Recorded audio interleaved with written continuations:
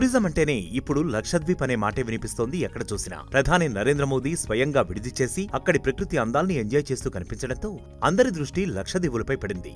మాల్దీవుల్ని boycott చేయాలన్న trending కూడా నడుస్తోంది. త్వరలో మాల్దీవుల్లో హోటళ్ల ఓనర్లు ఈగలు తోలుకోవాల్సిందే అంటున్నారు పలువురు.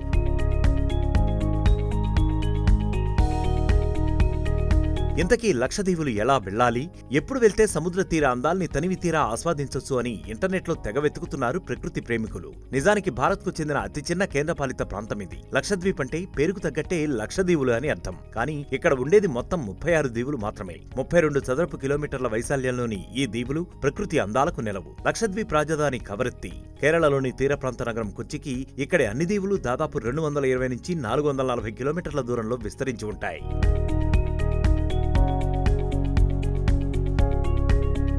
లక్షద్వీప్ మొత్తం జనాభా దాదాపు 64,000. 2011 జనాభా లెక్కల ప్రకారం ఇక్కడి జనాభాలో 96% ముస్లింలు ఉన్నారు. అక్షరాస్యత 91%. లక్షద్వీప్లో ముఖ్యంగా 6 ద్వీపాలు పర్యాటక ప్రాంతాలుగా ఉన్నాయి. అవి బంగారం, అగత్తి, కద్మత్, మినికాయ్, కల్పేని, కవరత్తి ద్వీపాలు.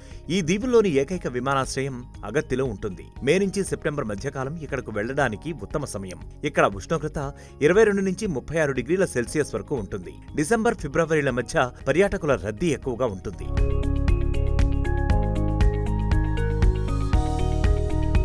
అయితే లక్షద్వీప్లోని అనేక ద్వీపాలకు ప్రవేశం పరిమితం. ఎవరైనా లక్షద్వీప్ దీవులకు వెళ్లాలంటే ముందుగా అక్కడి అడ్మినిస్ట్రేషన్ నుంచి అనుమతి తీసుకోవాల్సి ఉంటుంది. స్థానికులు కాని వారంతా అక్కడికి వెళ్లటానికి, ఉండటానికి తప్పనిసరిగా అక్కడి అధికారుల నుంచి అనుమతి తీసుకోవాలి. కేవలం ప్రభుత్వ అధికారులు, ఆర్మీ బలగాలు, వారి కుటుంబ సభ్యులకు ఈ నిబంధన నుంచి మినహాయింపు ఉంటుంది. అంటే మన దేశంలోనే ఉన్నా ఇక్కడికి వెళ్లాలంటే మాత్రం పర్మిషన్ తప్పనిసరి.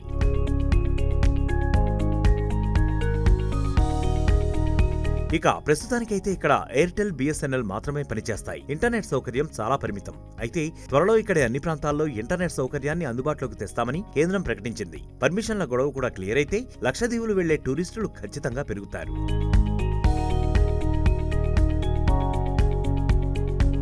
మరిన్ని వీడియోస్ కోసం ఛానల్ ని సబ్స్క్రైబ్ చేయండి. లేటెస్ట్ అప్డేట్స్ కోసం వాట్సాప్ ఛానల్ ని ఫాలో చేయండి.